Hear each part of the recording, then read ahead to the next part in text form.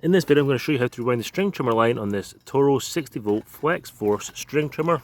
First thing to do is make sure you have the right string trimmer line. You can use 080 and it takes about 16 feet of this, or you can use 095 and it'll take about 10 feet of this.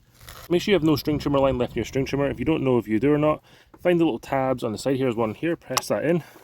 Your string trimmer head will pop off and you can see that there's no string trimmer line left in here, so we put this back on. Just make sure to line up the push tabs with the slots. There's one on either side, make sure it's secure. Flip the string trimmer over, and what you need to do is line this arrow up here with this arrow here. Now I found this to be really difficult to turn, so hold the base steady and then turn this knob on top.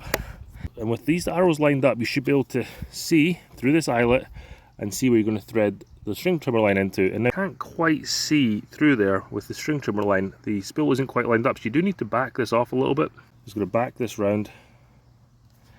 So the arrow's not quite lined up perfectly anymore, but you can see that slot right there. When you can see that slot right there, bring your string trimmer line and you're going to feed half of it through.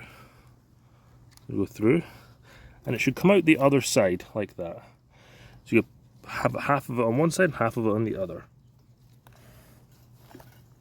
So a sharp piece here. Then we're going to hold base steady and then rewind this knob like we did before to line it up. So turn it with the arrows, so looking down on it right now, this is going to go anti-clockwise. I'm